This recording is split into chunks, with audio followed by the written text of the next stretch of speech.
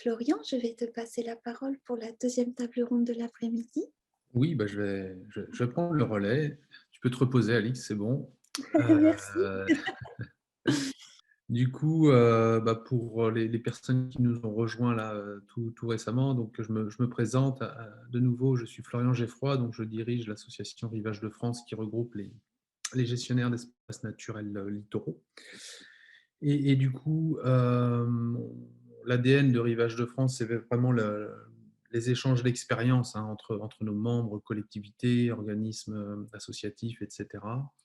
C'est l'objet vraiment de cette table ronde qui s'intitule Expérience de l'Estran, quelles tensions, quels arbitrages, quelles pistes pour une gouvernance partagée. Donc on est vraiment sur les plages. En gros, comment peut-on concilier la préservation du milieu naturel, sa biodiversité et l'accueil du public.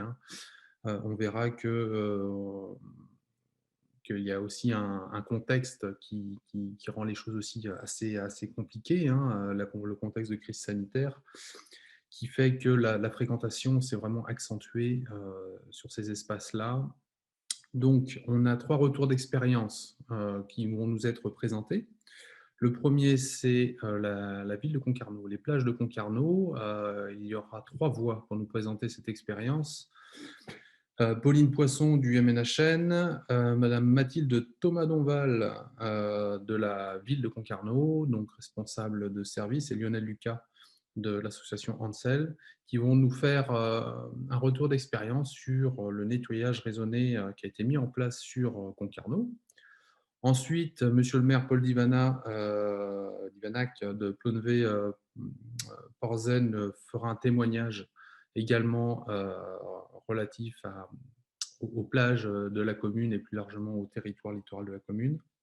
Et on finira par un témoignage aussi de Christophe Lepimpec, qui est directeur adjoint du syndicat mixte Gave-Quiberon, pour les plages du secteur. Donc, je vais laisser la parole tout de suite on va commencer donc par l'expérience de Concarneau et je vais proposer à Pauline de nous faire une première présentation, alors en 5 minutes si possible, euh, pour commencer. À toi, Pauline. Ok, alors c'est parti. Donc, bonjour à tous. Donc, je m'appelle Pauline Poisson et je travaille pour le Muséum national d'histoire naturelle sur la mise en place d'un observatoire participatif de la biodiversité des Hautes-Plages. Et un des objets centraux, ça va être la laisse de mer, et donc ce qui est laissé par la mer, c'est-à-dire l'ensemble des débris, à la fois végétaux mais aussi animaux, qui vont s'échouer sur le haut de plage et qui bien souvent sont mêlés également aux débris d'origine liés aux activités humaines en tout cas. Donc cette laisse de mer naturelle, elle est importante dans l'écosystème puisqu'elle va d'abord être colonisée puis décomposée par des invertébrés décomposeurs qui vont eux-mêmes à leur tour servir de nourriture à d'autres invertébrés, mais aussi aux poissons ou aux oiseaux. Et cette laisse de mer, elle va également servir d'engrais pour la croissance des premières plantes du littoral qui vont pousser donc sur le sable et permettre la fixation du sable et la mise en place, lorsque c'est possible, d'une dune naturelle sur le trait de côte. Alors, le programme Plage vivante dans lequel l'Observatoire participatif s'intègre comprend 2 pôles de recherche spécifiques, donc un plutôt lié à l'écologie et aux sciences de la conservation, qui va s'intéresser à mieux comprendre comment le changement climatique va impacter la biodiversité, et un second pôle de recherche dédié aux humanités environnementales qui va s'intéresser à mieux comprendre les relations entre humains et non humains dans le socio-écosystème du haut de plage. Alors, l'observatoire participatif, l'objectif, ça va être de proposer des protocoles sur différents compartiments biologiques, et notamment donc, les algues de la laisse de mer, les oiseaux qui y trouvent des ressources alimentaires et les plantes du haut de plage, mais également les invertébrés qui décomposent la laisse de mer.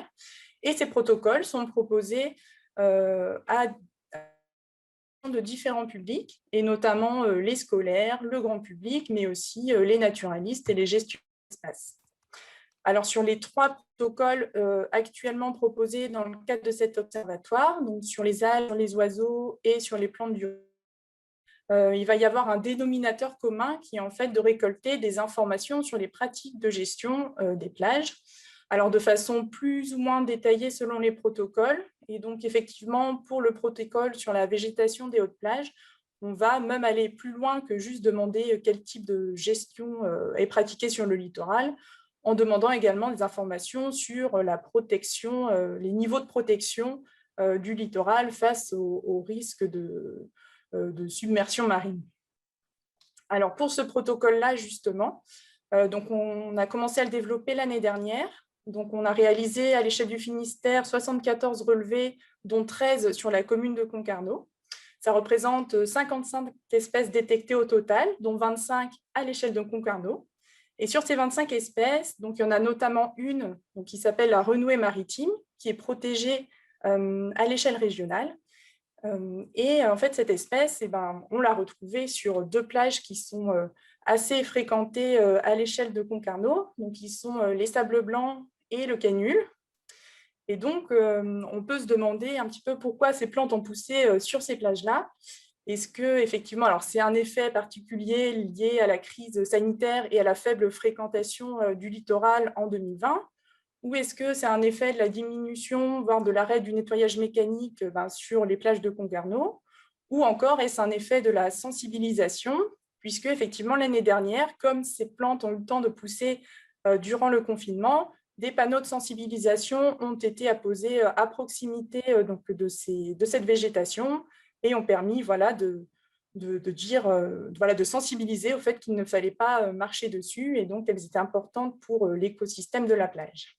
Donc tout ça, dans le cadre de l'observatoire, on ne peut pas encore tirer de conclusion, mais en tout cas, c'est des questions qui nous intéressent. Et je finirai juste par une question pour montrer qu'effectivement, on parle d'observatoire participatif, mais que d'autres projets peuvent émerger à partir de ce dispositif. Et donc, notamment, le protocole sur les algues de la laisse de mer a été développé et co-construit avec des scolaires, et notamment l'école élémentaire du centre-ville de Concarneau, qui a beaucoup participé donc, dans les phases de test de ce protocole. Et avec l'intervention également de d'autres partenaires, plus sur des thématiques de macro-déchets ou de biodiversité en général. Donc, c'est vrai qu'ils ont décidé de s'impliquer davantage en mettant en place un projet d'aire marine éducative. Donc, je ne reviendrai pas dessus, vu que Jean-Baptiste a déjà expliqué le concept. Mais en tout cas, ce projet a été accepté du coup, en 2018 à l'échelle de la commune.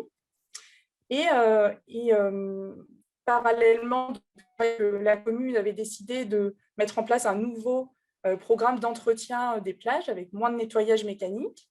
Et il y a eu une réunion publique d'information pour les personnes de la commune qui a été proposée et dans laquelle donc, les enfants de cette aire marine éducative sont intervenus pour repréciser certains enjeux liés à l'écosystème. Et donc voilà, il y a d'autres projets qui émergent et qui peuvent s'inclure dans la gestion des plages. Et donc, j'espère que j'ai respecté le temps. Oui, Merci à vous. Merci Pauline de nous refaire aussi un point pour montrer à quel point la plage est un environnement vraiment naturel avec une fonctionnalité vraiment spécifique sur le haut de plage. La végétation est très importante. La végétation a un double rôle pour la biodiversité d'une part, mais aussi pour aider les cordons dunaires à se stabiliser. Donc un rôle vraiment important vis-à-vis des problématiques d'érosion côtière. Donc maintenant que ces enjeux environnementaux sont connus, je vais passer la parole à Mathilde qui va nous expliquer ce qu'a mis en place la commune de Concarneau en termes d'entretien des plages. Parce que vous le savez, l'entretien des plages, on a été longtemps sur du nettoyage mécanique systématique sur une grosse portion du littoral français. Un petit point historique que je me permets de partager avec l'ensemble des auditeurs, c'est qu'on a, sur le littoral français, on a eu le naufrage du Prestige et de l'Erika, donc 99 et 2003, qui ont fait, bien sûr, beaucoup de mal aux littoraux. Et du coup, depuis ces naufrages, il y a eu des méthodes de nettoyage qui sont, on va dire, les communes ont été dotées de machines, de cribleuses, de manière très large par les départements. et ensuite, du coup, continuer à s'en servir assez largement. Donc, c'est vrai que nous, on avait eu un point d'alerte à Rivage de France là-dessus, et c'est aussi pourquoi on travaille aujourd'hui, pour dire en fait que voilà, on a un écosystème riche et fragile sur le littoral, et attention aux méthodes d'entretien, il faut les adapter suivant les enjeux environnementaux. Donc voilà, je passe la parole maintenant à Mathilde. Très bien, bonjour à tous. Je vais partager un document à l'écran. C'est bon? Vous voyez tous Concarneau protège tes plages. Bon, super. Alors, du coup, c'est vrai que la ville de Concarneau s'est engagée depuis 2019, en fait, avec un nouveau plan en fait, de gestion raisonnée de ces plages. Mais la réflexion date de fin 2017-2018 pour, je dirais, la prise de conscience en fait, et la décision en fait, des élus de Concarneau de réfléchir profondément à de nouvelles méthodes d'entretien de ces plages.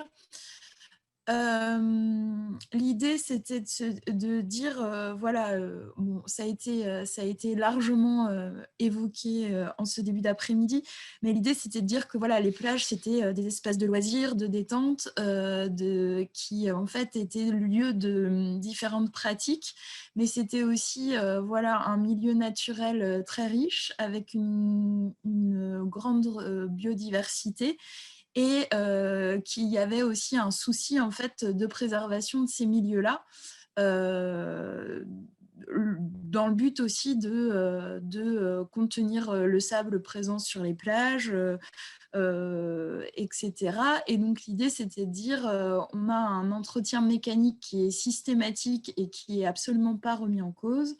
Donc aujourd'hui, avec les initiatives aussi portées à l'échelle du territoire, qui sont celles donc présentées par Pauline et qui seront aussi présentées par Lionel dans un second temps, de se dire que là, on avait l'opportunité en fait de s'appuyer sur des connaissances aussi d'experts pour pouvoir repenser en fait notre mode de gestion raisonnée. Donc, il y a eu un diagnostic de réaliser à partir d'enjeux environnementaux, de données en fait scientifiques, mais aussi à partir de données sociologiques et économiques. L'idée était de dire, on va définir des critères, on va déterminer en fait l'état des plages en fonction de leur situation géographique, de leur fréquentation. Et à partir de là, on va voir quel entretien on peut mettre en place et quelles actions on peut décider de mettre en place. Et donc, à la suite de ce diagnostic-là, je vais faire normalement descendre les cartes. Donc là, vous avez 2 cartographies en fait, de Concarneau avec les plages. Vous allez voir, en fait, sont catégorisées en 3 parties.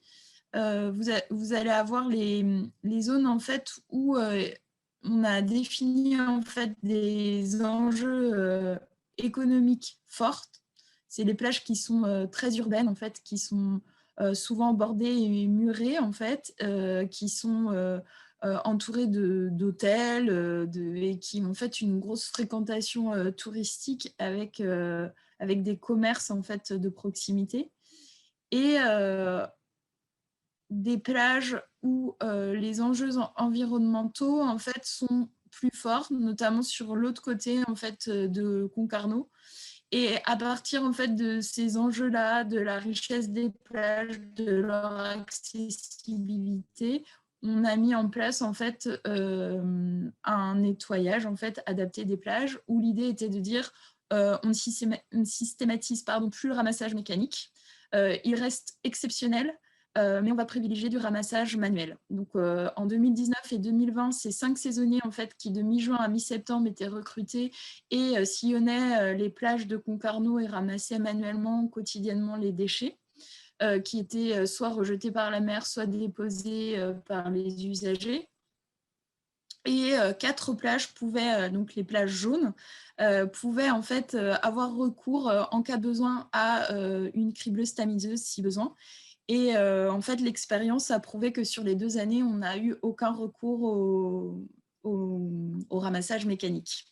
Donc, le ramassage, les bilans qu'on peut tirer aujourd'hui sur le ramassage manuel, c'est que c'est très satisfaisant. C'est chaque année plus d'1 tonne de déchets qui est collectée et qui, aujourd'hui, permet en fait de préserver les plages, quand on fait intervenir une cribleuse tamineuse, on retire énormément de sable. Donc, il y a la problématique aussi sur certaines plages d'érosion et donc de submersion marine aussi.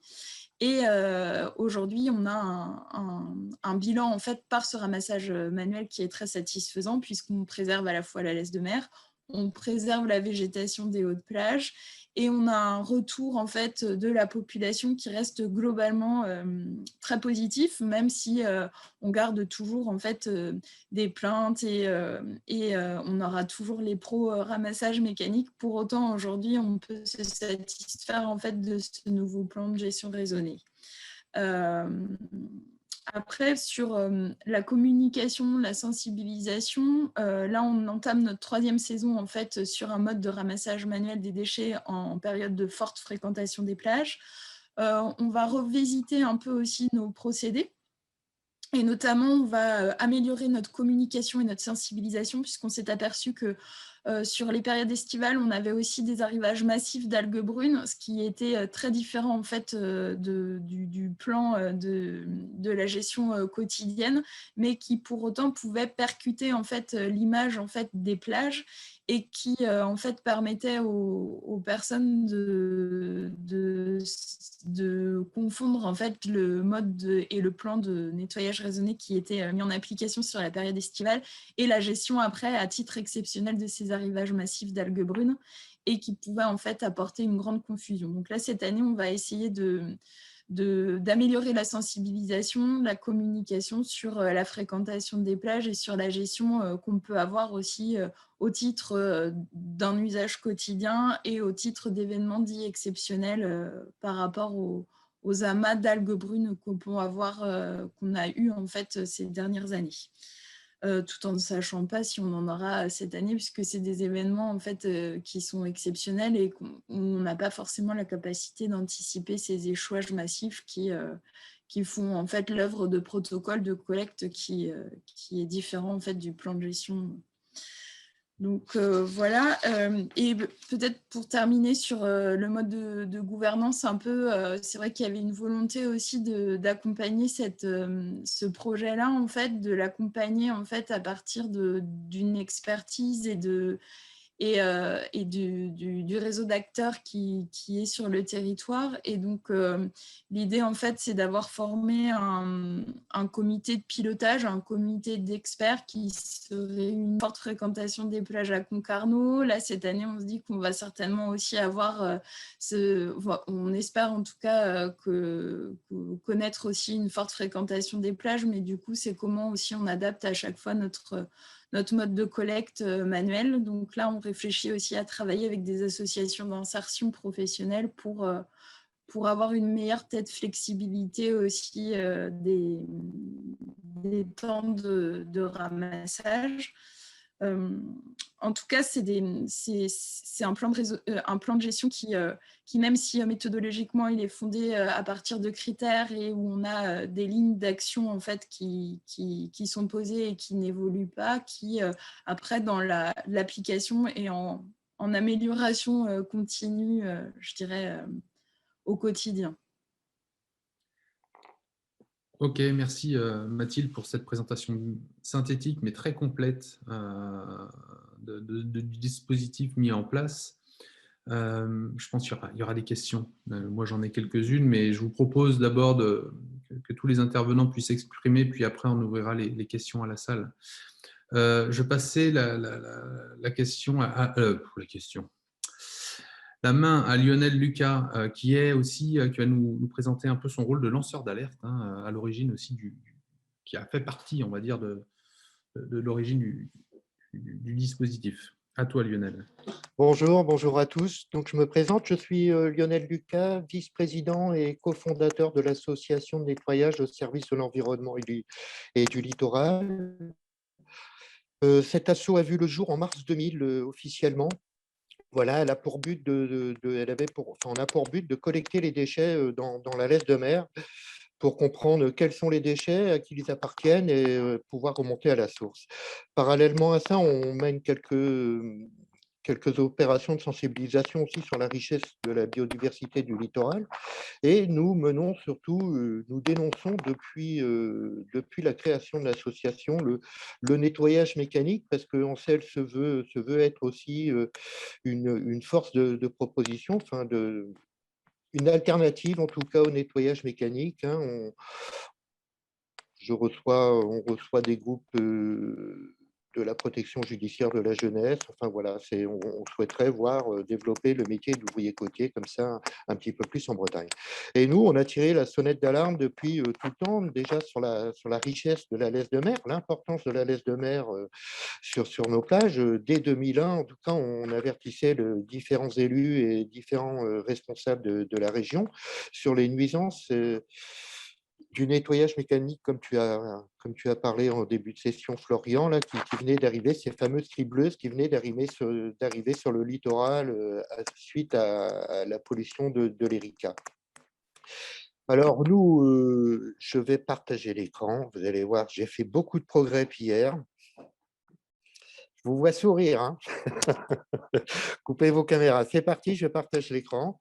Voilà, partager mon écran. Tac. Regardez ça comme c'est beau. Ah zut, il faut que je décale les caméras. 5 diapos. Ouais. Voilà.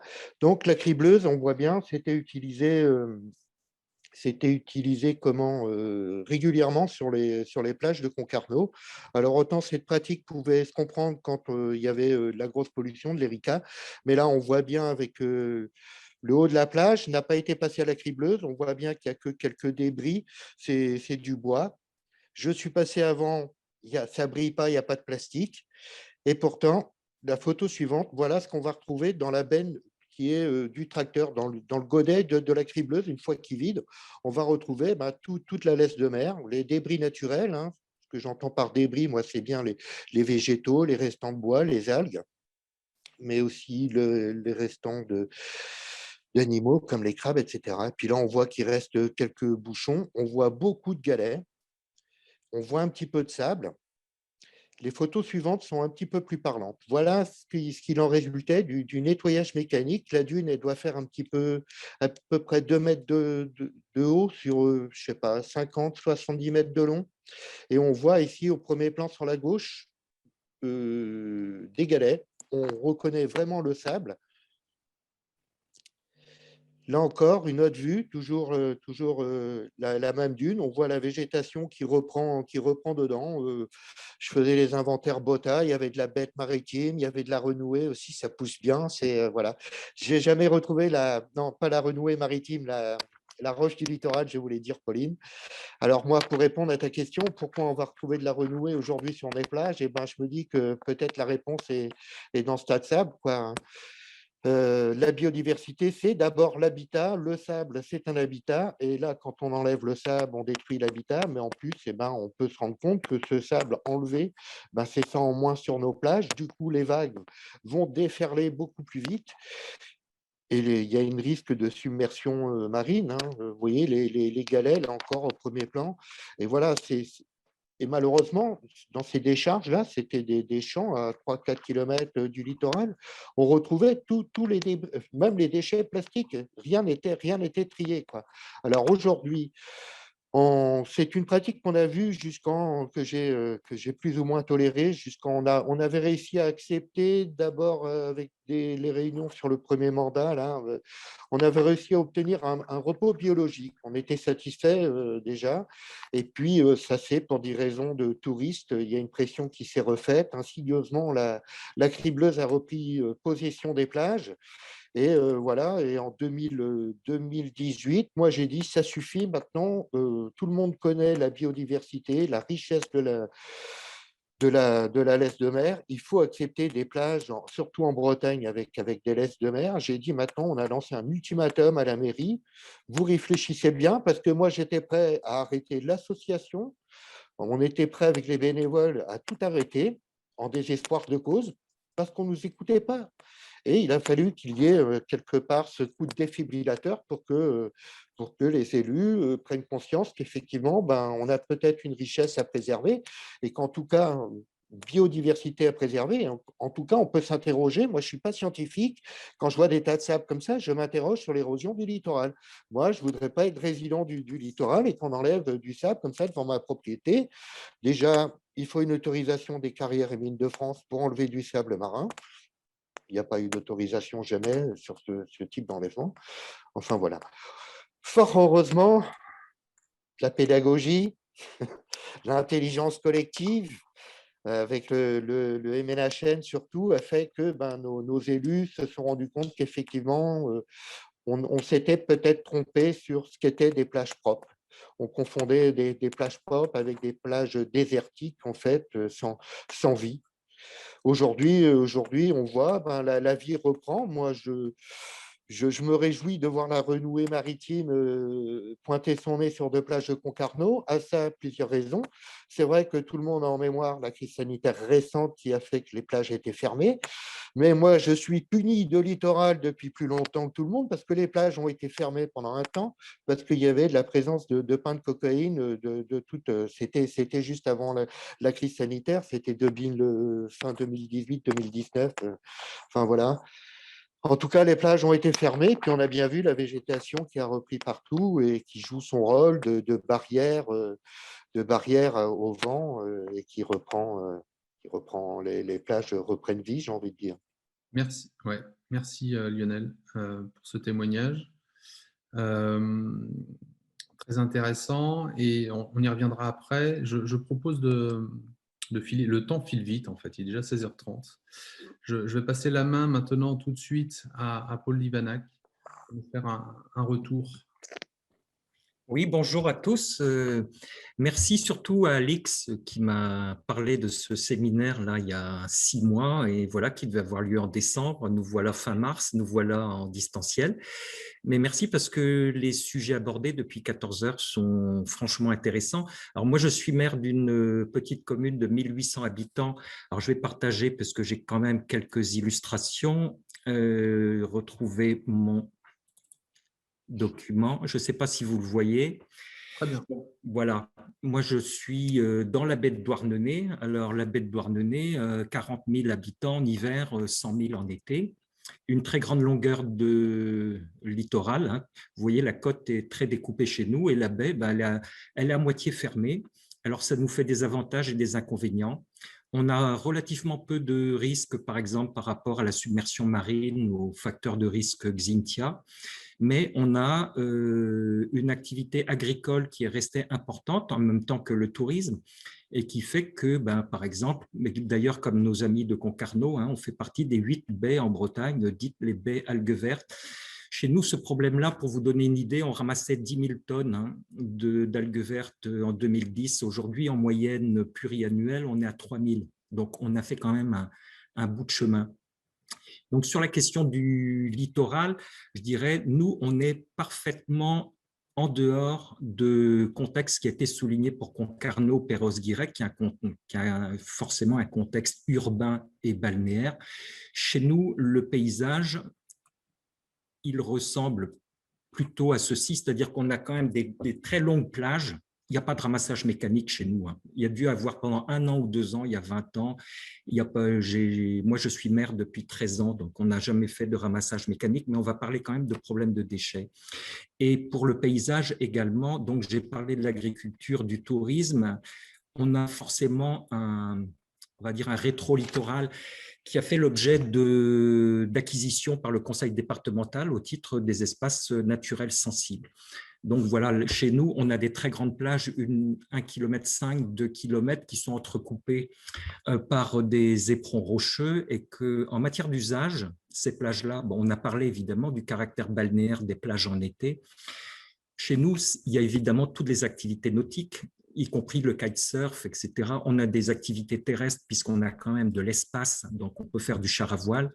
Et on a également du parapente, puisque vous voyez que les collines comme ici, je ne sais pas si vous voyez mon curseur sur l'écran partagé, bref, on a aussi des possibilités de parapente. Alors, ce que je voulais dire en premier lieu, c'est pourquoi le maire parle des plages. Parce que les plages, c'est quand même le domaine public maritime. C'est l'État. Alors, entre l'État et le maire, qu'est-ce qu'il y a? Ben, en fait, il n'y a rien, puisque le maire, il intervient au titre des pouvoirs de police.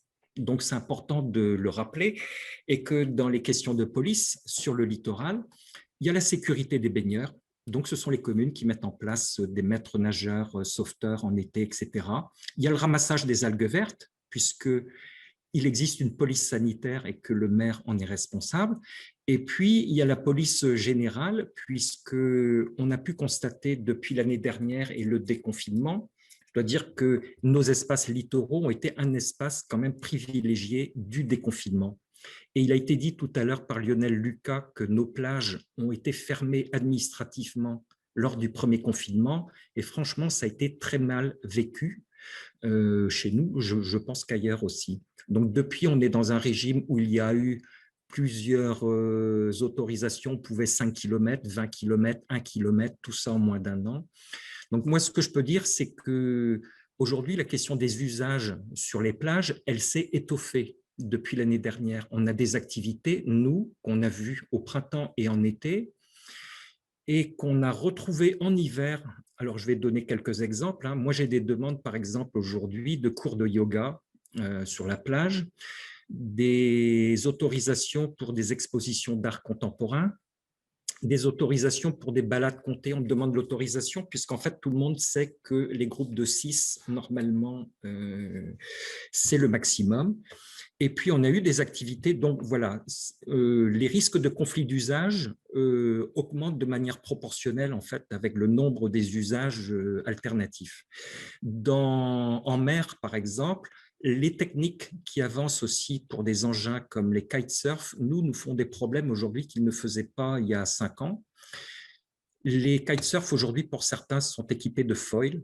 Donc, comme moi, j'ai dit l'année dernière qu'au moment du déconfinement, les kitesurf n'étaient pas prioritaires par rapport aux baigneurs ou aux marcheurs aquatiques. On a de plus en plus de marcheurs aquatiques aussi. Vous savez, c'est la gymnastique douce qu'on peut faire pendant toute l'année quand on porte des combinaisons en néoprène.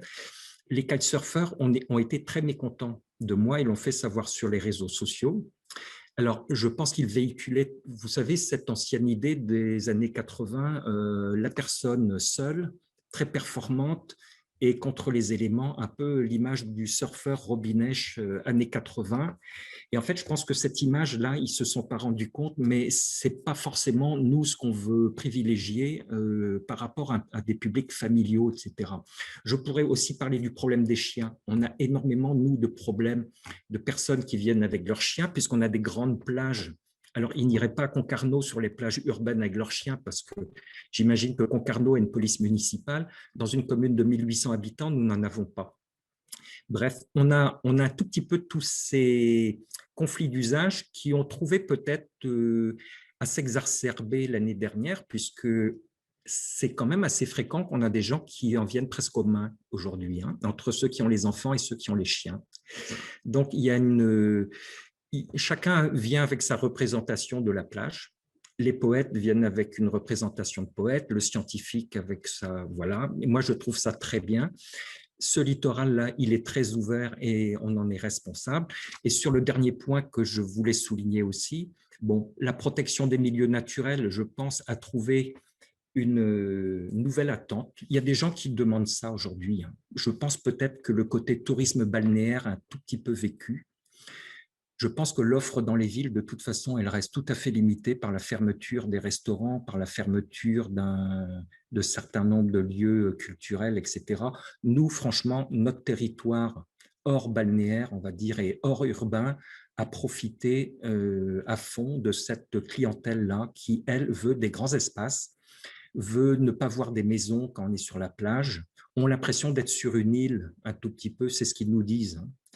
Et puis, avec tout ça, je pense que donc il y a des pratiques aujourd'hui, des usages qui ont changé. Je vais vous dire les demandes récentes, j'ai commencé à les citer tout à l'heure, j'ai cité celles qui sont sur la plage. Mais à côté de la plage, il y a le domaine communal et les stationnements, puisqu'on gère des stationnements.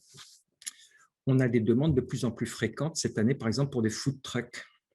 Le côté restauration, on va dire, dans les incertitudes d'ouverture des restaurants, aujourd'hui, a fait émerger une nouvelle catégorie d'entrepreneurs ou d'entrepreneuses qui travaillent beaucoup plus avec des outils, on va dire, très mobiles, très nomades.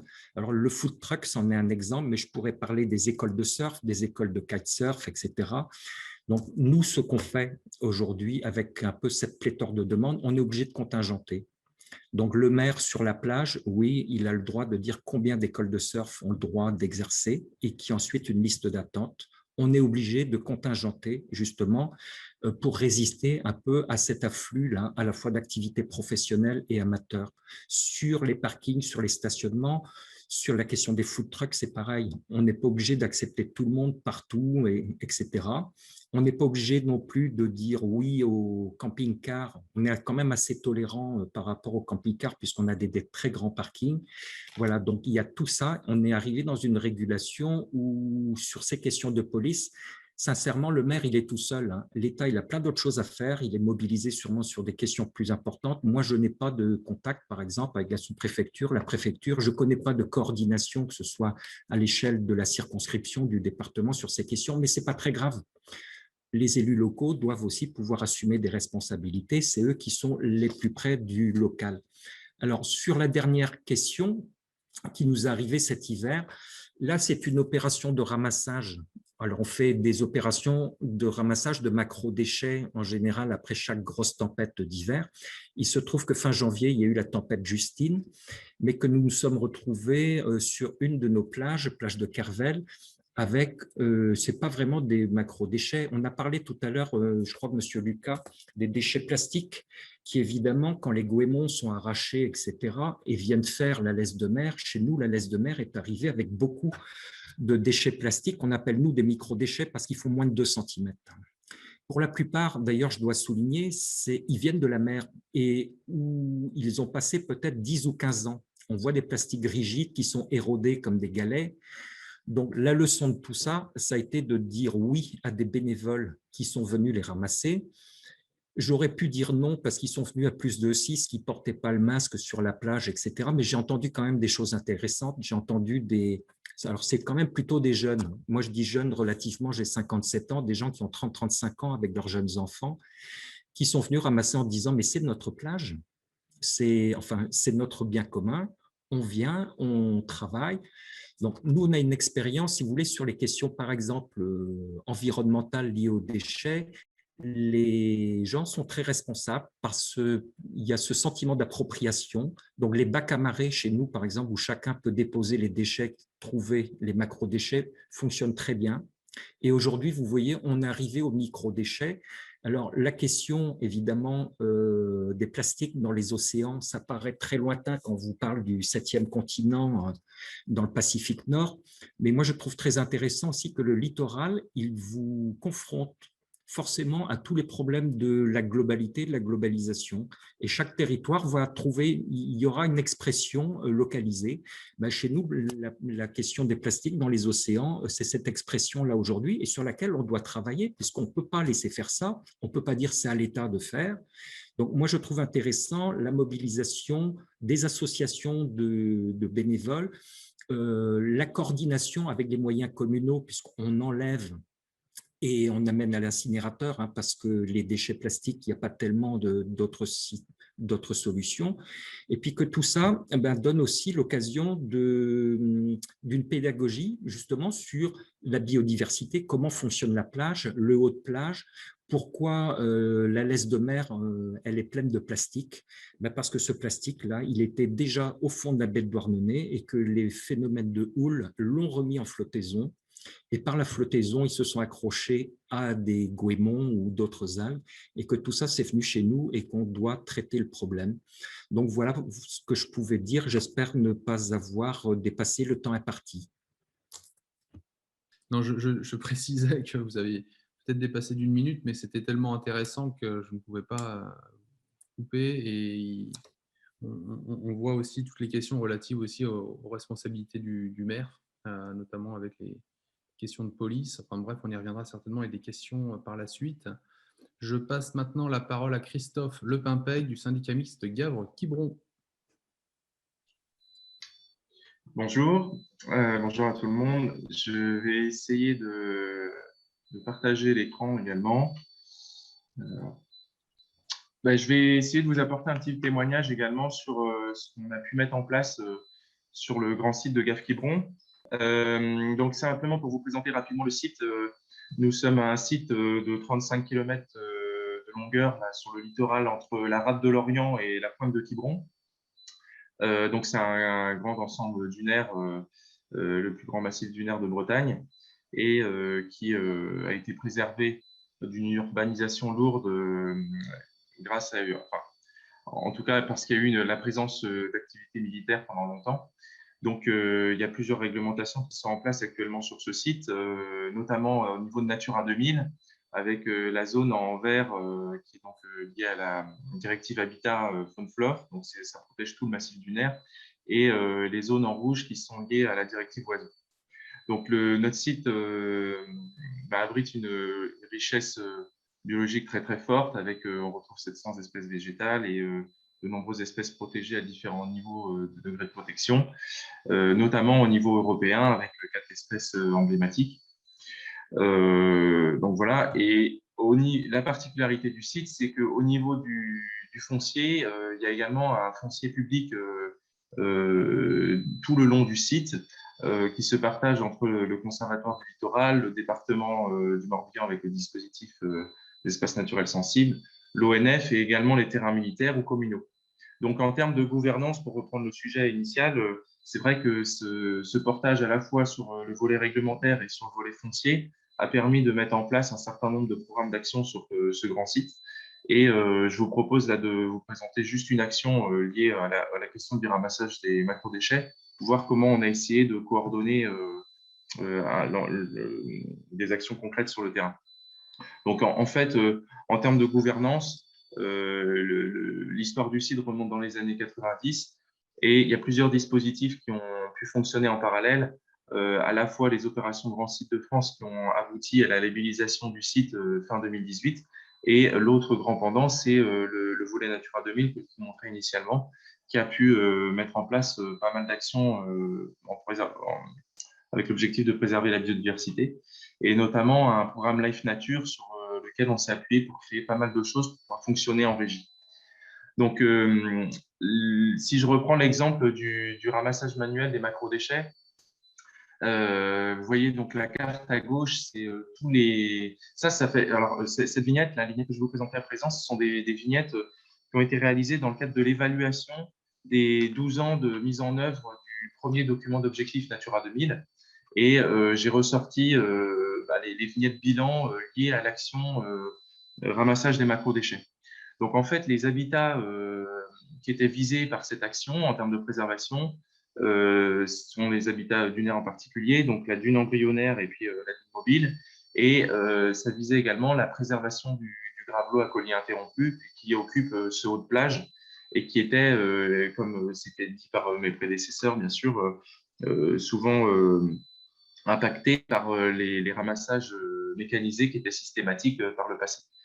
Donc, les programmes que je vous ai montrés avant, et notamment le volet Natura 2000, ont permis d'initier une alternative à ce ramassage mécanisé en proposant aux communes d'engager du ramassage manuel des macrodéchets, et notamment avec la création de postes de garde du littoral, donc qui ont été embauchés par le syndicat mixte pour agir sur l'ensemble de ce trait de côte.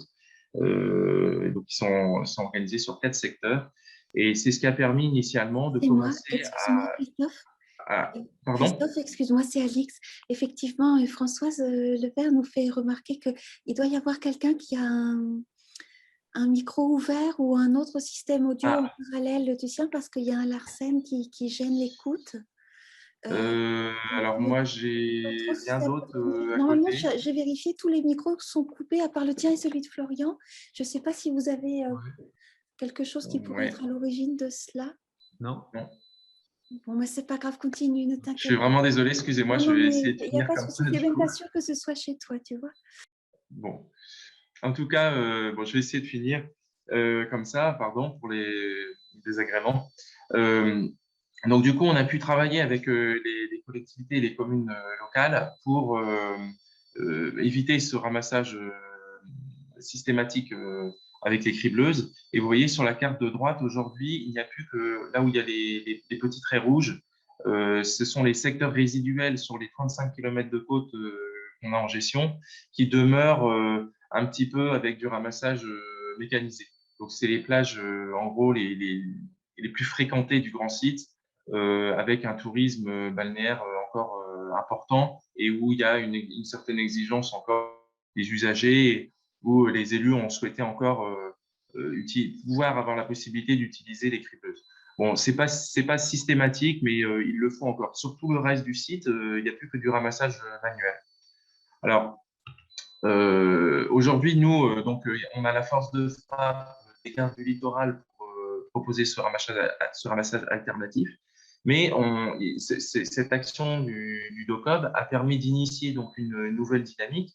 Et dans le cadre de la mise en œuvre de ces actions-là, il y a eu une association locale qui s'est créée, qui s'appelle Les Mains dans le Sable, qui est donc créée à l'origine à Erdeven, qui a commencé à travailler aussi sur d'autres départements à un moment donné, mais ils ont été obligés de se recentrer sur le Morbihan là, dernièrement, et qui a commencé à organiser des ramassages manuels des macro-déchets sur la base du bénévolat, en faisant des journées de temps en temps sur les différents sites du Morbihan, et ils ont commencé sur notre site, en fait, suite aux initiatives que nous, on avait prises. Et donc, nous, on s'est rendu compte qu'au fur et à mesure de la montée en puissance du travail de l'association, nous, on avait moins de travail, entre guillemets, sur ce volet-là du ramassage des macro-déchets avec les collègues. Et donc, c'est cette dynamique-là qui a permis que finalement, l'association locale et des bénévoles locaux ont contribué à l'action du DOCOB au final.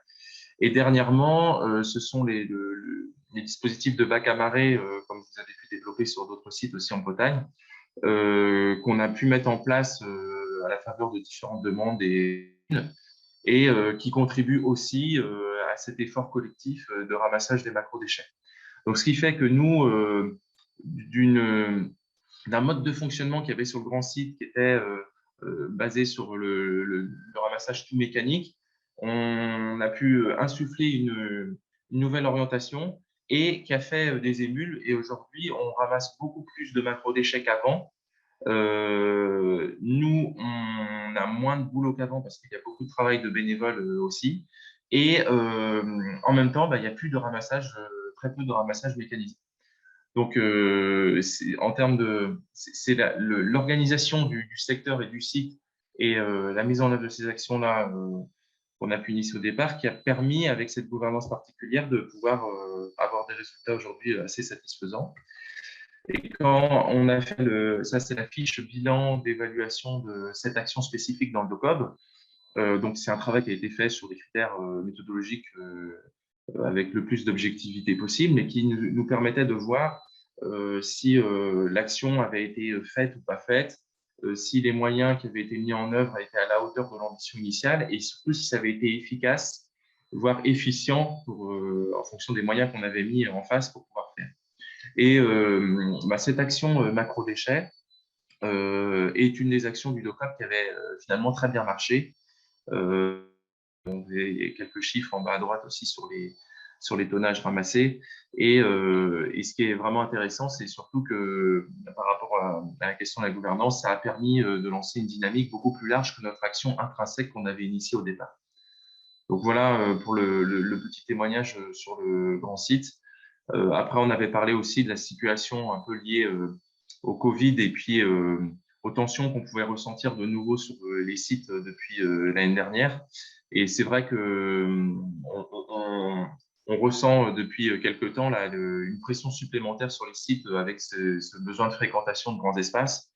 Donc, sur tous ces thèmes de plage propre, etc., je pense qu'il faut qu'on continue de rester vigilant pour faire de la pédagogie et expliquer aux gens qui viennent sur les plages que la laisse de mer, c'est pas sale, et puis qu'on continue sur ces pistes de ramassage manuel pour pouvoir maintenir cet effort bénéfique dans le temps.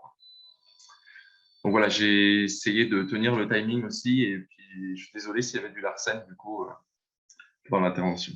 Ce que je vous propose, c'est de donner la parole à la salle. Si vous avez des questions, n'hésitez pas. Il y a déjà des questions sur ma droite. Donc, j'ai cru entendre Lionel Lucas qui avait déjà une question à poser. Vas-y Lionel. Alors oui, alors moi j'étais là pour parler du nettoyage mécanique, mais ma vraie spécialité, sans être scientifique, ça fait 20 ans que je collecte les déchets. Je connais très bien votre baie, Monsieur Divanac. Pour moi, c'est une des plus belles baies au monde. Je fais souvent, je viens avec mon camping-car en hiver et je prélève certains déchets.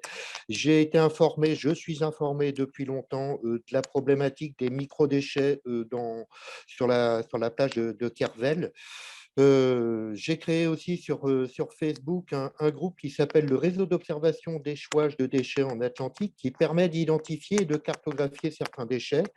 Et depuis 2016, on a mis aussi, et ça vous intéresse aussi sur le grand site de Quiberon, là, on a mis en place une cartographie collaborative qui s'appelle Océan Plastic Tracker. Alors, plastique, c'est en anglais, tracker aussi. Cette cartographie collaborative permet de suivre les déchets qui sont issus des déversements de conteneurs. Il faut comprendre qu'entre 2013 et 2014, sur ces 6 mois-là, entre octobre 2013 et mars 2014, il y a eu plus de 800 conteneurs de perdus au large de nos côtes. On trouve des seringues, on trouve par exemple les granulés de plastique industriel que vous parlez, Monsieur Divanac, ça vient des conteneurs. Voilà. Alors, je vous invite à aller voir, ça s'appelle Océan Plastic Tracker. Moi, je trouve très bien aussi les bacs à marée qui sont mis en place sur tout le littoral. Je ne vais pas souvent à Gavre, hein, je préfère Douarnenez. Moi, j'ai appris à nager à la plage du Riz. Et du coup, voilà, je trouve que les bacs à marée, tout ça, c'est vraiment une véritable avancée. Moi, il y a 20 ans, il n'y avait pas ça sur les plages. Je les ai vus naître aussi sur chaque plage. Et je trouve que de les voir remplis en plein hiver, c'est vraiment source de satisfaction. Malheureusement, c'est un outil qui ne va pas disparaître de nos paysages de sitôt, mais voilà, c'est un outil qui permet de lutter contre ces pollutions-là. J'interviens aussi, et après je vais conclure là-dessus, j'intervenais avant la crise, j'intervenais auprès du ministère de l'Environnement dans le cadre des ateliers déchets marins. Je suis le premier à défendre les maires, les collectivités, en disant qu'ils sont responsables de tout, que le coût financier, c'est pour nous, pour que les touristes puissent poser leurs serviettes sur des plages propres, c'est le coût du contribuable. Cette charge n'est absolument pas partagée ou est loin d'être suffisant. Je me dresse contre Gestes Propres. Je vois que le site de Grève utilise les sacs Vacances Propres. Vous savez qui se cache derrière Gestes Propres, Vacances Propres? Eh ben, c'est Henken, c'est Coca-Cola, c'est Haribo. Alors, il faut arrêter de travailler avec ces gens-là. Moi, quand je suis dans ces ateliers marins, je peux vous dire que ces gens-là, je leur rentre dedans. Ça fait 50 ans qui font de la sensibilisation, soi-disant, pour lutter contre la problématique des déchets, on ne voit rien. Hormis depuis 20 ans, puis qu'il y a les bacs à marée.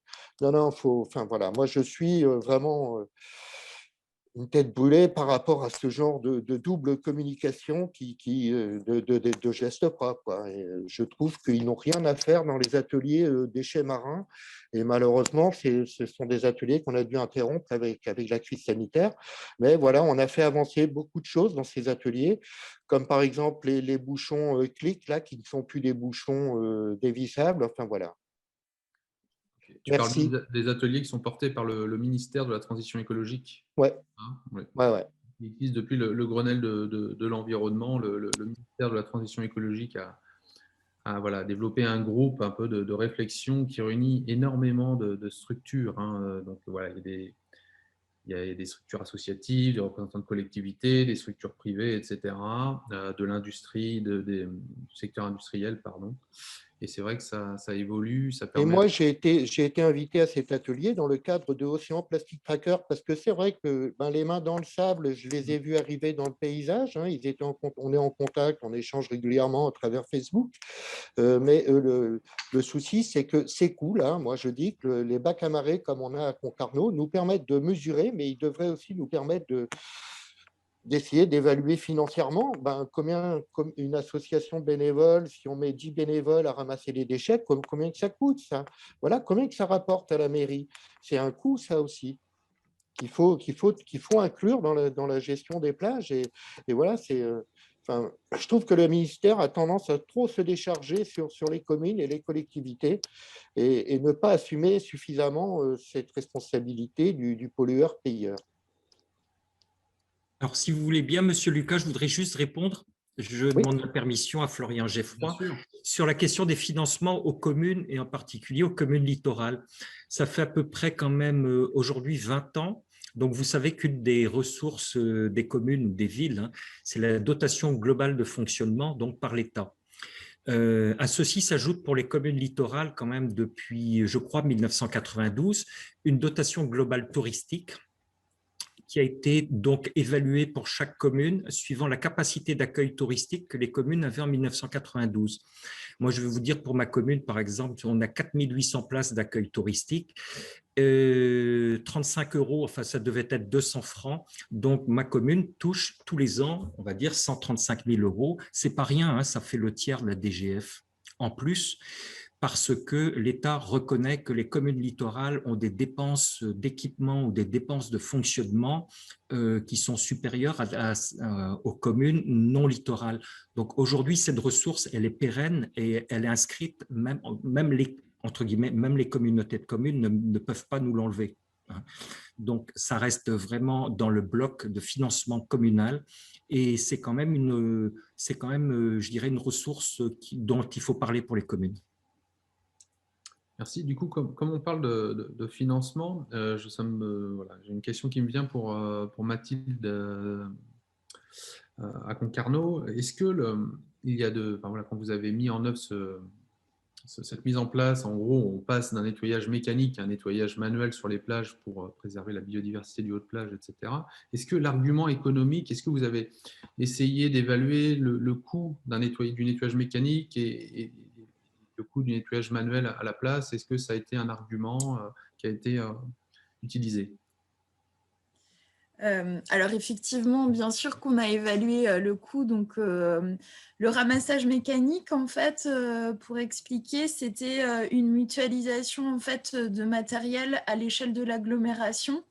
Et en fait, il y avait ça représentait 15 000 € pour la saison. C'était bien un marché, donc c'était environ 15 000 €. Et en fait, il était mutualisé avec les autres communes littorales, donc de l'agglomération sur la période estivale. Et il y avait une contrainte au-delà du coût, mais qui était intéressante aussi à mettre en avant, c'est qu'on n'en disposait pas quand on voulait, en fait. Il fallait partager avec les communes voisines.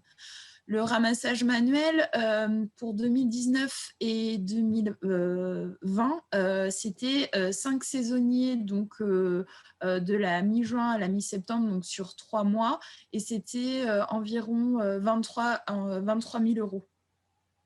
Donc, évidemment que lorsque l'on est passé en fait au ramassage manuel, ça a été un surcoût pour la collectivité, mais un surcoût qui avait été argumenté en fait au regard en fait des atouts de préservation des milieux et notamment du bien-être de la vie des plages et de la préservation des systèmes en place. Florian, j'ai relevé 4 questions dans le Je chat. t'en prie. C'est le moment? Alors, allons-y. Alors, il y en a 2 et je remercie Guy Toureau et Yannick Rago d'avoir été patients. Ils avaient formulé des questions plus en amont, mais qui avaient en commun de porter sur la question de la réflexion qui pouvait être menée par les gestionnaires sur la capacité d'accueil et la capacité de charge des sites en période estivale, et également s'il y avait des initiatives qui étaient spécifiquement destinées à ces populations, on va dire, temporaires sur le littoral l'été, donc une réflexion spécifique et des actions spécifiques vis-à-vis de cette fréquentation renforcée sur les mois d'été. Ça, c'est peut-être on peut regrouper les 2 questions, même si elles ne sont pas tout à fait identiques. Il y a une question plus ciblée de Clélia pour Pauline Poisson. Est-ce qu'il existe des dispositifs comme celui d'Alamer ou de Floramer sur les marais littoraux? Et puis une question de Mathieu Leprince qui porte sur, qu'il a formulé au moment de l'intervention de Paul Divanac à propos des actions mises en œuvre pour limiter justement les conflits d'usage auxquels Paul faisait référence et qui, semble-t-il, ont tendance à se renforcer. Voilà à peu près ce qu'il y a sur le chat pour le moment. D'accord. Est-ce qu'il y a une question que l'on prend là, du coup, pour… Peut-être les deux premières qui peuvent être abordées ensemble. Est-ce qu'il y a une réflexion ou des initiatives particulières en termes de prise en considération des pics de fréquentation estivaux? Oui, du coup, ça c'est une question qui peut être posée à tous les intervenants et qu'on peut aussi mettre dans le contexte de crise sanitaire. Vous l'avez tous exprimé, il y a une pression humaine qui s'est intensifiée, qui va être intense encore cette année. Et moi, je me pose la question, est-ce que cette année, est-ce que vous adaptez, en gros, à court terme, est-ce que vous allez adapter la gestion de votre espace, le fonctionnement de vos services vis-à-vis de cette fréquentation qui est très, très forte et qui s'annonce très importante dans les mois à venir? Christophe, est-ce que vous envisagez au syndicat mixte des changements par rapport à votre gestion qui était jusque-là peut-être régulière, quotidienne? Bon, je suis désolé, du coup, j'espère que ça ne va pas refaire au niveau du Larsen, peut-être. Mais… On a l'habitude, c'est bon. Bon. Oui, alors, en tout cas, c'est sûr que les événements d'il y a un an, avec le confinement, déconfinement, là, et donc on a tous observé, comme les autres collègues, que pendant le confinement, il y avait la nature qui pouvait reprendre très vite ses droits, hein. Les gravelots chez nous s'étaient réinstallés un peu où ils voulaient. Ils se méfiaient plus trop comment dire, des dérangements qu'il y avait d'habitude, et la végétation qui était plus piétinée par endroits commençait à reprendre rapidement. Et par contre, le déconfinement était très très violent, brutal, au point que les élus de communes ont interdit les accès aux plages après avoir eu des demandes de réouverture par le préfet. Ils ont parfois rebloqué l'accès à certaines plages parce que c'était plus possible, c'était un peu n'importe quoi. Il n'y avait pas que le volet sanitaire, c'est-à-dire que les comportements étaient complètement débridés et puis il n'y avait plus grand-chose qui était respecté, ni sur les aménagements, les canalisations, les sensibilisations habituelles. Donc, je crois que pour les élus de notre grand site, ça a été un petit peu un fait marquant, et je pense que sur les prises de décision qu'il y aura pour cet été, ils sont prêts à aller plus loin que ce que ça a pu être par le passé, notamment en termes de contraintes peut-être sur certains usages ou des autorisations sur certaines plages par rapport aux dérangements et aux impacts potentiels sur les milieux et puis sur la faune et la flore. Donc aujourd'hui, on travaille par rapport à ça avec eux sur les secteurs de plage autorisés ou non, par exemple aux chiens, par rapport aux dérangements sur le gravelot à colline interrompue, par exemple. C'est un des sujets sur lesquels ça a bougé. Sur les zones de fréquentation par rapport à certains usages nautiques aussi, et la montée en puissance et l'intensification de ces usages, d'être peut-être plus intransigeant sur certaines régulations d'usage, alors que par le passé, on était quand même plus sur chercher le bon compromis entre permettre toujours l'expansion de ces usages en cherchant à préserver au mieux les milieux. Mais le choc de l'année dernière a montré que peut-être parfois aussi, il faut être un peu plus intransigeant et puis faire des endroits où on autorise et des endroits où on n'autorise plus du tout certaines choses. Donc, c'est une piste qu'on explore cette année, qui s'est ouverte l'année dernière, en fait. D'accord. Donc, c'est un petit peu un changement, effectivement, chez nous aussi, là, de ce côté-là. Donc, une décision plus rapide, plus nette, plus tranchée. Voilà. Pour tenter de faire respecter quelques éléments. Monsieur Duvenac, peut-être avez-vous aussi un témoignage sur justement cette préparation Comme je l'ai dit tout à l'heure, on gère en février des problèmes, par exemple, d'ouverture de parking de stationnement qu'on ne gérait jamais qu'arrivé au dimanche de la Pentecôte début juin. Donc, tout est désaisonnalisé. L'accès à la mer aujourd'hui, il ne se fait pas essentiellement en été. Nous, on a des plages, oui, on a des plages à chiens, on a des plages d'hiver, on a des gens qui ne vont pas à la piscine parce que les piscines sont fermées, qui font de la marche nautique, qui nous demandent des blocs sanitaires en hiver, alors que les blocs sanitaires, c'est bien connu, chez nous, on les met qu'entre début juin et fin septembre. Voilà, donc on doit s'adapter. Et par rapport à ce qu'a dit également M. Léon au préambule, la question des poubelles, par exemple, mais oui, c'est vrai, l'année dernière, les gens sont venus pique-niquer le soir à la plage quand il faisait beau, encore à 22h, 23h, et on se retrouvait évidemment avec des déchets en volume qu'on n'avait pas d'habitude, puisqu'on avait tous les cartons de chaînes de restauration rapide, dont je ne donnerai pas le nom, etc., etc. Donc, on a dû doubler les poubelles. Rien que ça, on a dû augmenter les fréquences. En juin, on n'a pas de saisonnier. Ben, moi, j'allais faire les poubelles le dimanche matin. Comme ça, déjà, je savais ce qu'il y avait dedans, mais parce que je savais que les poubelles auraient débordé autrement avant le lundi matin. Et on a vu des images, ça a été souligné par quelqu'un, de poubelles qui débordaient près des plages en juin l'année dernière.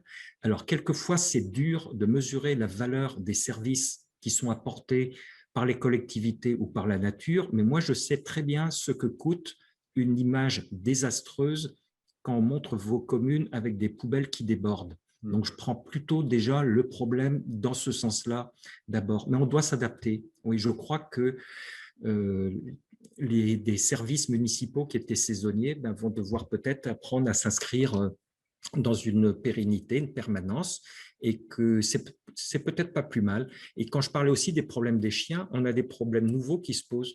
Le préfet du Finistère, chez nous, il autorise les chiens sur les plages, sauf entre début juin et fin septembre. Moi, aujourd'hui, il y a des gens qui m'écrivent parce qu'ils disent on n'est pas d'accord des chiens, c'est pas tout à fait un conflit d'usage, encore que avec d'autres humains parce qu'ils ont des enfants. Ils reprochent la présence des chiens de faire fuir les oiseaux migrateurs en janvier-février. Ben, voilà le type de questions qu'on n'avait pas avant et qu'on a aujourd'hui. Vous voyez, donc on est rentré dans des complexités. Je disais tout à l'heure, plus vous ajoutez des risques de conflit d'usage, eh bien plus ces risques d'usage en fait augmentent de manière exponentielle par rapport à un ou deux facteurs que vous ajoutez en plus. Mais voilà, c'est quand même intéressant aussi. Je crois que les élus, on se bat aussi parce que ça n'a pas été souligné. Il y a une manière de gérer l'accueil sur les plages, autrement pour le contingenté, c'est les déléguer par exemple à des sociétés privées et d'en faire un accès payant. Ça, je peux vous dire que ça, vous allez savoir exactement combien de monde vous aurez sur la plage et qu'est-ce qu'ils auront le droit de faire. La privatisation des plages, ce n'est pas de la science-fiction, ça se fait à la bolle, etc., etc. Moi, je fais partie plutôt des élus qui défendent le fait qu'aujourd'hui, on est les derniers à défendre l'accès gratuit, public, à tous les publics sur les plages et que c'est une vraie ligne de défense politique aujourd'hui. Donc voilà, je dis ça aussi. D'accord. Je pense qu'on va terminer la table ronde sur vos paroles, monsieur le maire. Est-ce que je peux intervenir? Une dernière question. Est-ce que je pourrais intervenir 2 minutes? Bien sûr, allez-y. Bonjour, Guy Toureau, du Conseil de développement du Pays de Vannes. Merci d'ailleurs pour cette visio, c'est extrêmement intéressant. Je reprends un peu ce que dit M. Livanac. En presqu'île de Rus, où je suis, bon, je crois que plusieurs ici, vous la connaissez bien, on a effectivement une surfréquentation estivale qui s'est transformée en surfréquentation quasiment annuelle, puisque maintenant, du mois de février au mois d'octobre, c'est la foule, on le voit encore actuellement. Nous, on se pose la question de la capacité d'accueil du territoire. Est-ce qu'il y a une réflexion au niveau de Rivage de France par rapport à ça? Je serais extrêmement preneur au niveau de ce que vous représentez. On se poserait la question sur la partie littorale, le rétro-littoral, où ça devient entre guillemets infernal. Comment peut-on réguler cette population qui vient soit à la journée, soit disons de court séjour? On se pose la question, je suis extrêmement preneur d'une réflexion s'il y avait à ce niveau-là. Merci. Oui, alors c'est vrai que sur la capacité d'accueil du littoral, alors c'est vraiment le secteur, je crois, du tourisme, hein, où ils ont des chiffres sur les capacités de nuitée, etc., sur la fréquentation. C'est vrai que nous, là, à Rivage de France, c'est vraiment une question qu'on se pose. Excusez-moi, ce n'est pas par rapport aux nuitées. Oui. L'unité, c'est une chose. Ça, on l'a dans les PLU, on l'a dans les documents des SCOT. Je parle de la capacité d'accueil en général. Par rapport au réseau, la capacité de charge, monsieur Toureau. De charge, si on veut, ça revient aussi à ça. C'est ça. Ah, d'accord. C'est ça.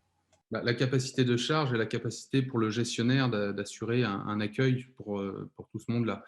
On est en plein dedans. Nous, à Rivage de France, là, on va monter un groupe de travail justement qui va réfléchir sur ces questions-là pour initier aussi des actions à mettre en œuvre, faire des remontées aussi au niveau national. Mais là, voilà, ouais, vrai, on est en plein dedans. Et on peut vous rejoindre dans ce travail-là? Comment? Est-ce qu'on peut vous rejoindre dans ce travail-là? Oh bah oui, volontiers. D'accord. Ok.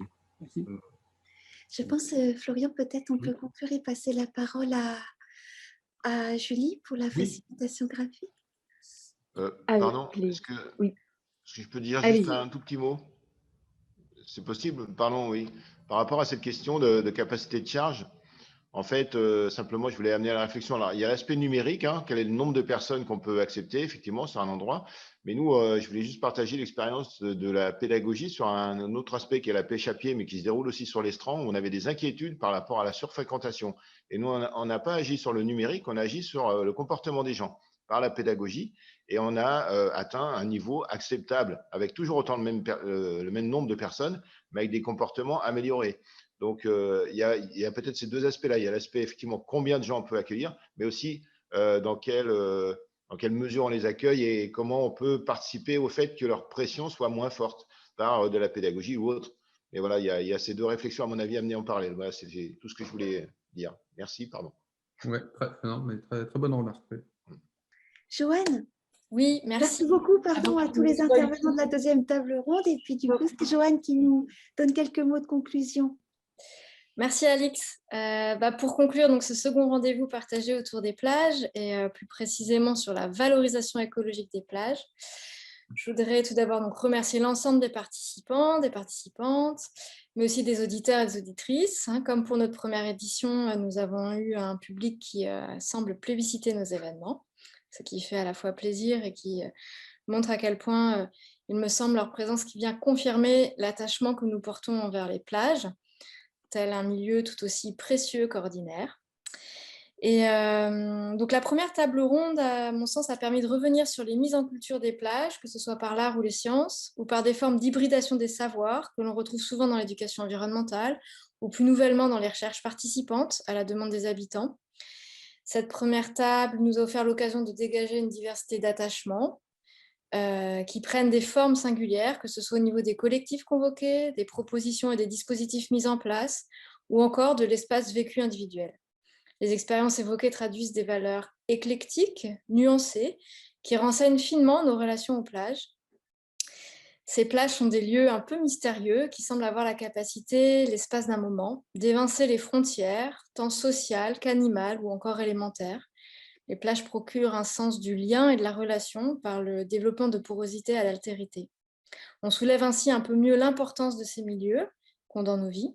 Et cette révélation de la charge pondérale des plages dans nos aides s'est d'autant plus accentuée par la crise sanitaire. La seconde table et les échanges qui ont eu lieu nous ont permis de revenir sur les expériences de gouvernance partagée pour accompagner les transformations majeures actuelles. Donc, d'une part, ce que nous laisse la mer est en train de changer rapidement au cours des dernières années, dans un contexte de changements globaux, de trophisation, de changement climatique, d'urbanisation du littoral, d'extinction de la biodiversité, d'intensification des mobilités, des transports maritimes. Donc, tous ces phénomènes à large échelle spatiale participent de ces transformations des laisses à une échelle beaucoup plus locale. Et la composition des communautés d'algues change, les aires de répartition des espèces se modifient, certaines bénéficient de ces changements, certaines en pâtissent, certaines bénéficient d'apports azotés, quand d'autres, au contraire, ont trop chaud et vont disparaître localement. D'autres espèces encore sont protégées et aidées à rester coûte que coûte parmi nous. On a parlé des gravelots par exemple tout à l'heure, ou alors des plantes qui retiennent la dune. Et ces processus entraînent une évolution des modes de gestion assez rapide sur la période contemporaine.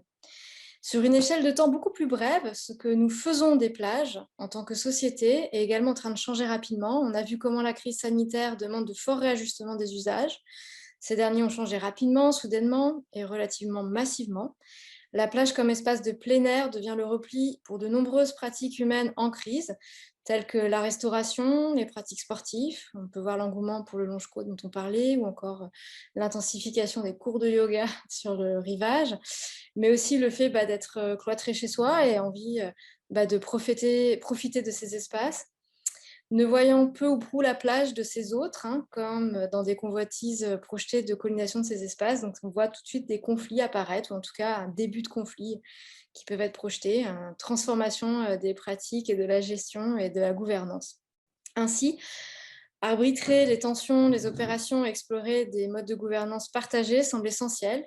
Et j'espère que la deuxième table ronde de cet après-midi a permis de voir apparaître ces différentes échelles de modification socio-écosystémique à partir d'une pensée de la plage.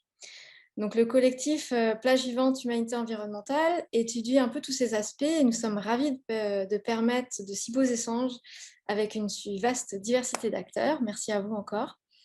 Et je vous donne maintenant rendez-vous pour notre prochain et dernier événement. Enfin, dernier pour ce cycle-là, peut-être qu'on aura une continuité dans la suite. Donc, ce rendez-vous est le 18 mai 2021, de 9h à 12h30, et il portera très précisément cette fois sur la gestion des plages. Donc, comme nous l'avons vu lors de la dernière table ronde, il y a des transformations rapides des usages des plages comme de ce que laisse la mer. Du fait de leur image présentée fut un temps comme négative, les laisses de mer font l'objet d'une gestion qui peut être intensive selon leur quantité et leur composition, mais aussi selon la naturalité des sites et les représentations des acteurs locaux. Donc, malgré ces forts enjeux, les déterminants de l'intensité de leur gestion sont encore peu étudiés, en tout cas dans le monde académique, et nous cherchons à mieux les comprendre dans leur contexte local, historique et juridique. Le collectif Plage Vivante Humanité Environnementale a donc étudié la gestion des plages, pensé à partir des techniciens et des acteurs du ramassage, jusqu'aux responsables élus, mandatés qui prennent des décisions pour les plages en mairie, en région, sans oublier évidemment les orientations ou directives des politiques publiques nationales et européennes. Dans une logique inclusive, comme l'a rappelé Alix tout à l'heure, nous étendons la notion de responsabilité à tous ceux qui se sentent concernés. Et ce concernement prend là encore des formes collectives variées, associatives, collectives d'usagers, des scolaires, avec les AME qu'on a vu tout à l'heure. Donc, lors de ces journées prochaines, là, du 18 mai, de cette journée, nous révélerons les résultats de notre grande enquête par questionnaire dirigée par Alix et toute l'équipe de PVHE et Plage Vivante et en partenariat avec Rivage de France. Donc, c'est une enquête qui a été lancée maintenant il y a 2 ans auprès des acteurs impliqués dans la gestion des plages à l'échelle du littoral, mer du Nord, Manche, Atlantique. Et elle a fait l'objet d'une passation numérique principalement, mais aussi directe. Et nous serons donc ravis de discuter avec vous de tous ces résultats.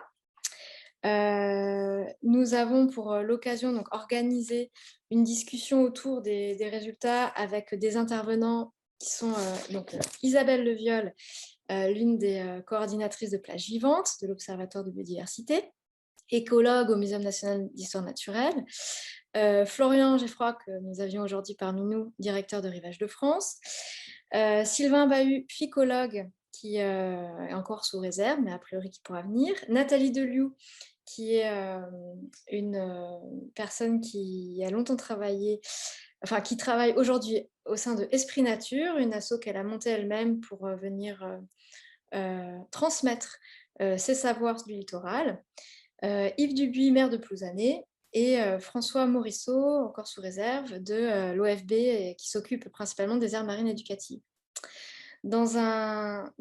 Pour clore en beauté ce grand cycle, et malheureusement, parce que nous ne sommes pas en présence, nous ne pourrons pas aller faire une expérience immersive tous ensemble à la plage de Sainte-Anne du Porzic. Enfin, je n'y crois plus. Pendant un temps, on se disait « Oh, le 18 mai, ça sera bon », mais malheureusement, on est toujours en train de se dire que ce n'est pas bon. Et là, nous aurons avec nous, donc, lors de cette visite virtuelle organisée par Alix, Didier Olivry, qui est délégué régional du Conservatoire du Littoral, et Aline Laznek, qui vient de Brest Métropole. On pourra ainsi discuter de façon plus générale et collective après toutes ces interventions. Ok, parfait. Alors, je vous propose donc ce visuel-là. Donc, on a démarré par le point sur la fameuse laisse de mer. Donc, le fait d'observer déjà qu'est-ce qu'il y a dedans, donc, qu'est-ce qui la compose. les éléments naturels, donc les algues, les oiseaux, les plantes, c'est ce que j'ai mis ici. Plus tard, on a parlé des déchets plastiques, mais ça, c'était donc plus tard dans la conversation, je les ai quand même rajoutés ici pour la raison de la laisse de mer. Et le fait de sensibiliser, qu'est-ce que c'est, à quoi ça sert, pourquoi c'est là. Et ensuite, quand on est passé dans la deuxième partie sur les fameuses méthodes d'entretien. Donc, il y a eu un peu cet état des lieux donc de certaines, de pas toutes, plages qui sont nettoyées avec des cribleuses, donc suite au marée noire qu'il y a eu, et puis l'importance en fait de valoriser plutôt un nettoyage manuel plutôt que ces grosses machines en fait qui viennent absolument tout ramasser, donc tout ce qu'on a vu en fait dans la laisse de mer, donc dans la première partie, plus les déchets plastiques également. Donc dans la deuxième partie, on avait eu ce distinguo de l'enjeu en fait, de certaines plages, des plages avec un enjeu plutôt économique et d'autres un enjeu plutôt environnemental, avec l'intérêt de préserver la laisse de mer. Et en fait, je suis là, effectivement, j'ai envoyé les visuels par mail parce que j'étais en train de parler toute seule et du coup, je m'en suis rendu compte après. Ah, zut, Est-ce que tu veux reprendre quelques mots peut-être, Julie? J'affiche ton visuel si tu veux. Ok.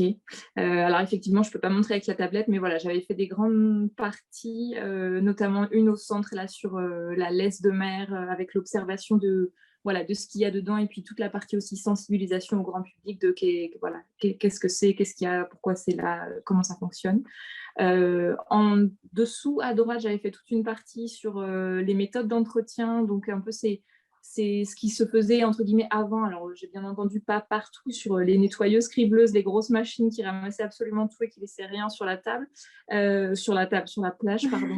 Et puis l'importance de faire justement du nettoyage manuel, avec la partie que j'ai mis à gauche sur cet écosystème riche et absolument fragile. Donc comment on prend soin en fait de cet espace.